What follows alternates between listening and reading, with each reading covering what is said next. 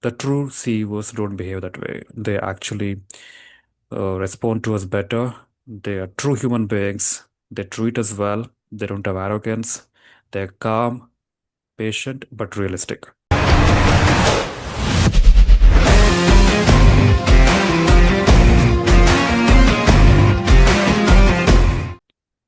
Hello everyone, welcome to the Toastmaster session. Today, me and Agastyan are going to proceed with this Toastmaster session and we are going to discuss about the progress that we have done in this week. Yes, Agastyan, how was your progress and what you are up with today? Do you see any improvement? Oh, if I speak about the progress, I'm able to measure a bit and able to sense it that there is really growth. And when it comes to especially business meetings, earlier I used to carry a prejudice what would really happen in the meeting and how the meeting would go. But after meeting few CEOs of different companies and how they treat us, and they really treat us well. When we go there, speak to them, they address us well. They really behave like a kind human beings. What we see online or what we must have seen outside with few people who behave very rudely or maybe uh, in a very arrogant manner. The true CEOs don't behave that way. They actually respond to us better. They are true human beings. They treat us well. They don't have arrogance. They're calm, patient, but realistic. They will not be carried away by anything we say, and they know the market well. And whomever I met, they're all elderly people, and they have experience in the industry for more than 20 plus years. And they actually are willing to guide when we meet them. They tell us, do this way, do that way. So it gives us a confidence and kind of acceptance from them. So the confidence goes high because when we go and meet them and we are received, we're accepted and we're appreciated and we are encouraged and supported. That environment being provided in the Indian, business sector and especially private sector, it's damn good thing. That encounter with the different CEOs of different companies made me feel better. And now, when I feel like calling them and talking to them over phone or maybe going and meeting, that makes us feel better. And, that the sales is difficult. I'm not worried about sales now anymore. I'm really happy that they treat us well and we have good discussions, conversations, and the prejudice which I had, it's gone. And now I know I can get through this easily. That is one of the nice experiences I have had all these days. And now I feel I'm on the stairs above. I'm able to measure. I'm doing good. I'm doing better compared to the previous days. And even if you see the CEO of Oyo says, uh, the real world is really different than what you see online. Online is so much which is just created by influences and social media. But the real world is different. The people in the real world speak differently, act differently, treat you differently, converse differently, and deal and complete the business propositions or business deals differently.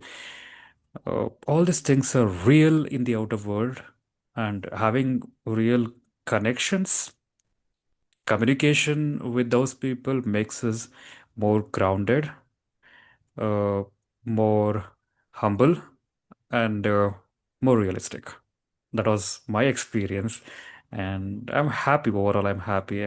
Have been having good experiences, and I feel when we feel inside so happy, we're able to spread the happiness outside to others also. That's a great thing. Thank you. That's a good question. Yes, I do have few questions based on the experience that you shared. So you were telling they were so calm and good enough to you. They sat and they just explained things to you. Did you have any point like you felt this is not right way to treat you, this is not the way they can speak with me, this is not the way they can treat me like that? Is there anyone who was very challenging for you to approach them and speak with them?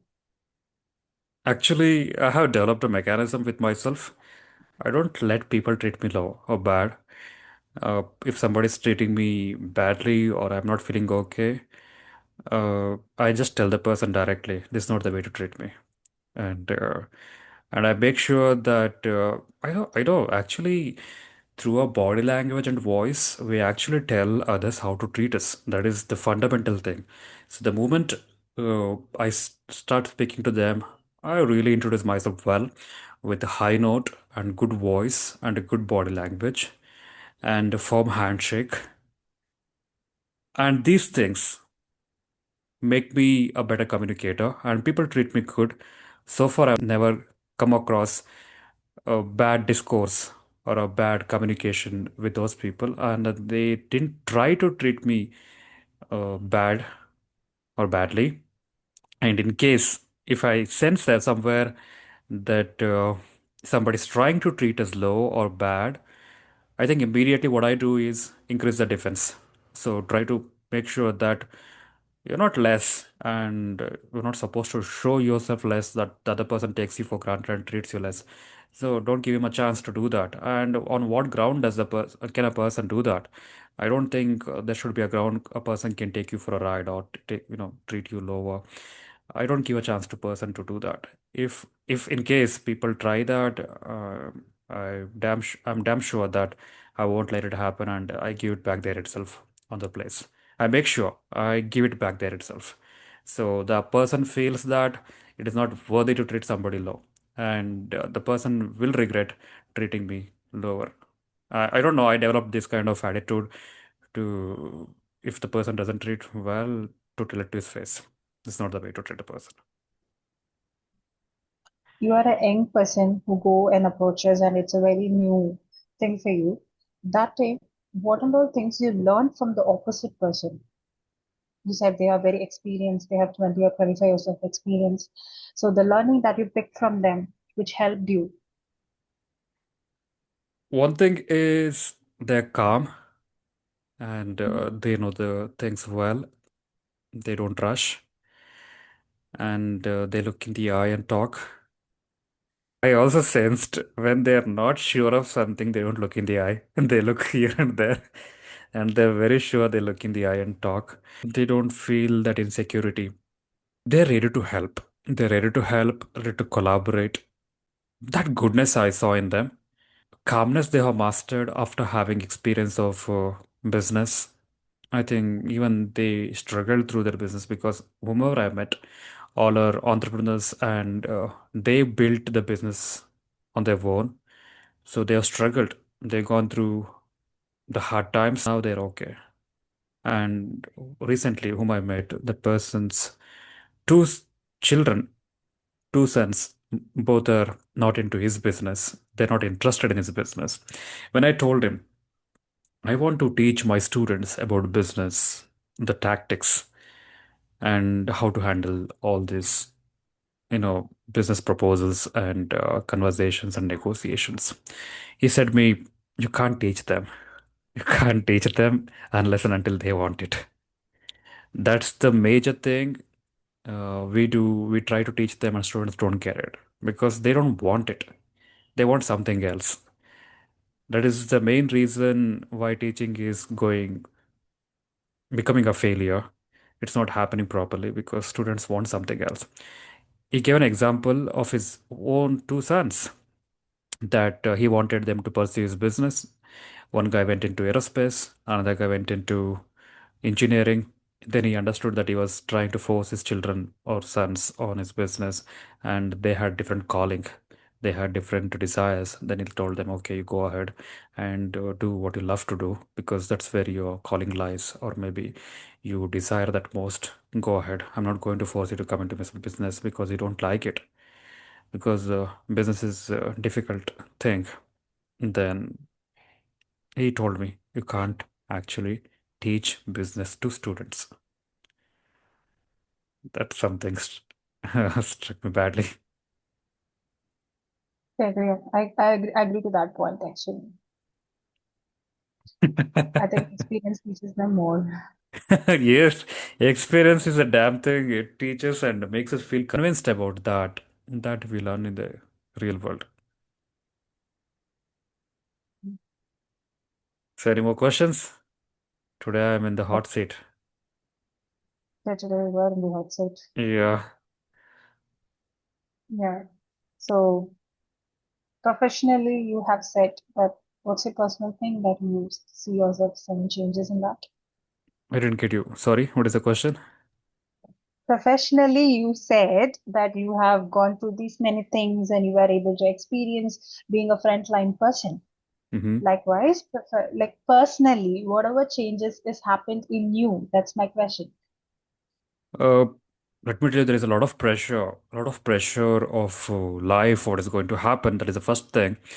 It is a lot of worries, and because so many things are changing regularly on daily basis, so don't know what is going to exist and what is going to discontinue and what are the new things coming. That is one fear. What is going to happen next? And second thing, am I really market ready? Am I really heading in the right direction? That always doubt prevails in my mind. And the next is, am I really doing sufficient things? And next, it has really disturbed my sleep. I've not been able to sleep that well, and schedule is getting disturbed, and sometimes don't know what is happening. Uh, but I have sensed, I've already come to a kind of realization that whenever mind is highly negative or things are not okay, and I understand that it's a game of the mind, a game of the thoughts. I have to wait for few minutes or few, uh, you know, hours. Then intensity of that negativity or maybe the things I'm going through comes down. Then I can feel positive. I can feel okay afterwards.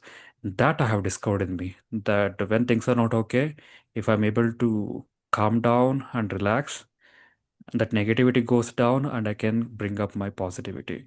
That game of the thoughts, game of my mind, I understood. So that's one thing I learned. Second thing is I always push myself. uh, I always realize what I didn't do earlier. Okay, I didn't do this. Now I'm going to do this. Okay. Then I also say, am I running away from this? Oh, no way. I have to change it. So that I do. And I feel happy about it. That. And also, I discovered one more thing that, if you keep asking for the thing, eventually you'll get it. That is what I discovered.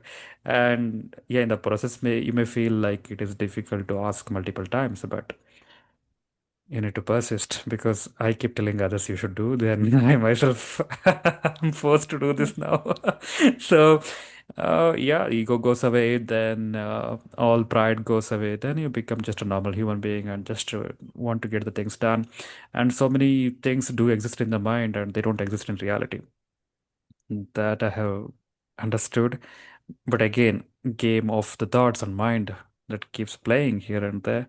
And yeah, and I see the real world is damn easy than what I think in my mind.